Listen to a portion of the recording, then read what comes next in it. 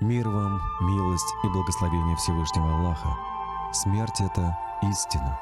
С намерениями облегчить мусульманам хлопоты, связанные с организацией похорон и проведением обрядов, при мечети Ихлас, находящейся в селе Усады Лаишевского района Республики Татарстан, был открыт специализированный ритуальный комплекс, в котором оборудованы 2 помещения для омовения тел умерших для женщин и мужчин. Специально обученные сотрудники ритуального комплекса возьмут на себя доставку тела усопшего до комплекса, где совершат обряды омовения и заворачивания в саван. Пока ведется подготовка тела покойного, родные и близкие умершего могут воспользоваться комфортным залом ожидания с кондиционером и туалетом, где можно привести себя в порядок перед чтением заупокойной молитвы возле мечети. После совершения всех необходимых обрядов сотрудники комплекса доставят тело покойного к месту погребения в нужное время до любого кладбища, невзирая на погодные условия и состояние дорог. Доставят в катафалке, построенном на базе внедорожного автомобиля «Соболь», который оснащен всем необходимым оборудованием для транспортировки умершего и провожающих его в последний путь родных и близких.